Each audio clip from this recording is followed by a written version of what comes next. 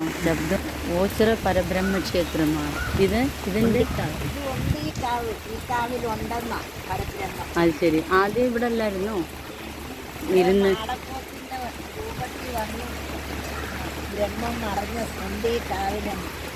ആ ഒണ്ടിത്തകിട് ഉണ്ടിക്കാവ് കാവിലല്ലേ?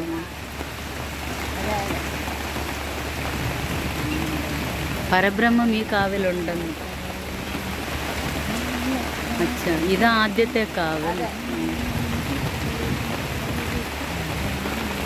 ഇവിടെ ഇരുന്നായിരുന്നു ആ ബ്രാഹ്മണൻ ഒരു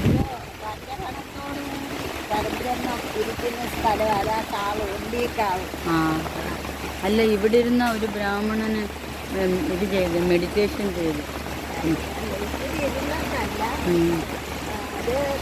അപ്പൂപ്പനൊക്കെ പറഞ്ഞു കേട്ടിട്ടുള്ള കഥയെന്ന് പറഞ്ഞാല് അലവൂർ ചാത്തൻ എന്ന് പറയുന്ന ഒരു ചാത്തനും ഒരു തിരുമേനിയായിട്ട് ദേശാടനത്തിന് ഇറങ്ങി. അപ്പം തിരുമേനി ഭജിക്കുന്നത് പരബ്രഹ്മത്തിനെ ഭജിക്കുന്നത് എങ്ങനെയാണെന്ന് ഇദ്ദേഹം ചോദിച്ചു. അപ്പോൾ പറഞ്ഞു, പിന്നെ എൻ്റെ മാടപ്പോത്തെ എന്ന് പറഞ്ഞാൽ ഭജിക്കുന്നതെന്ന് പറഞ്ഞു, കൽപ്പിച്ച് പറഞ്ഞത്.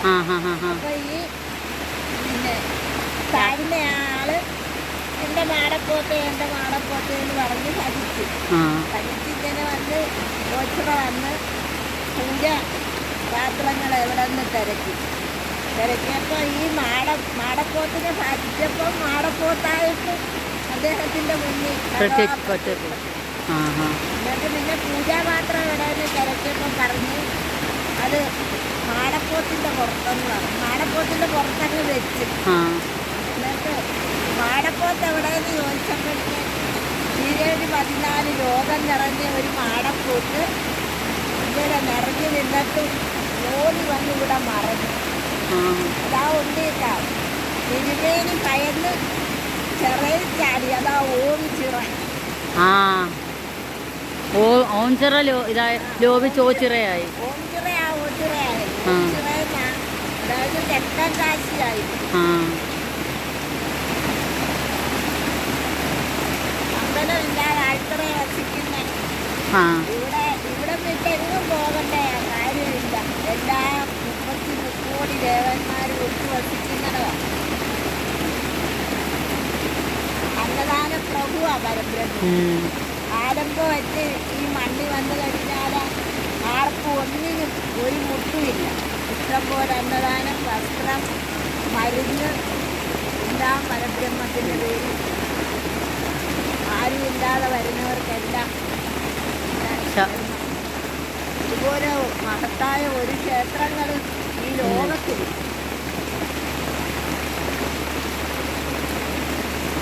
എവിടെ താമസിക്കുന്നു? ഞാനുണ്ടായിരുന്നു. ഞങ്ങളിവിടുത്തെ നമ്മുടെ അപ്പൂപ്പനായിരുന്നു ഇത് ക്ഷേത്രമാക്കി മാറ്റിയത്. അച്ഛൻ്റെ അച്ഛൻ ബ്രഹ്മചാരിയായിരുന്നു അദ്ദേഹം.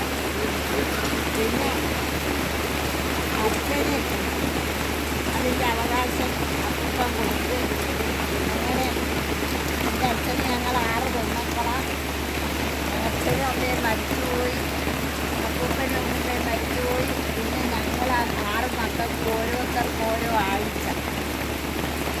ഈ ഞായറാഴ്ച തുടങ്ങിയ അടുത്ത ശനിയാഴ്ച എനിക്ക് വീഴും. പിന്നെ ഇളയത് 2 അനിയത്തിമാരും മൂത്തത് 3 ചേട്ടത്തിമാർ. അവരെല്ലാം ഇവിടെ തന്നെയാ?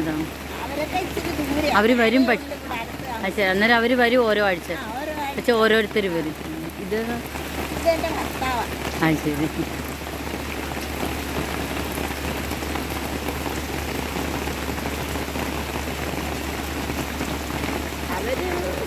വല്ലപ്പോഴൊക്കെ വരത്തുള്ളൂ. അവരുടെ മക്കളും മരുമക്കളും ഒക്കെ വരും. ഞാൻ എൻ്റെ ഒരാഴ്ച പിന്നെ എപ്പോഴും സന്നിധാനത്താണ് ഞങ്ങളുടെ ജീവിതം. 8:30 വരെയുള്ളൂ ഇവിടെ. അത് കഴിഞ്ഞിട്ട് പോകും. ഇപ്പൊ ഇവിടെ കാണുമെന്ന്. ഇവിടെ ഞങ്ങൾ ചിലപ്പോൾ 8:30 9 മണിക്കുള്ളിൽ പോകും. എപ്പോൾ വന്നാലും ഭഗവാന്റെ ദർശനം കണ്ടുകൊണ്ട് അവിടെ അമ്പലവും വെട്ടും കൂട്ടും ഇല്ല. എന്നാലും മറ്റേ 2 ആൽത്തറ അത് കിഴക്കും പടിഞ്ഞാറും ആൽത്തറ. ശരിക്കും ഇവിടാണ്. ഇതായിരുന്നു. ശരി. പ്രാധാന്യം. ആ ശരി എന്നാ ഓച്ചിറ പരബ്രഹ്മം എല്ലാവരെയും ഞങ്ങൾ ചിട്ടുകുളങ്ങരയിൽ നിന്ന് വരുവാ ഇപ്പം, പക്ഷേ ബോംബെയിൽ താമസിക്കുന്നേ പോകും. ശരി എന്നാ. ആ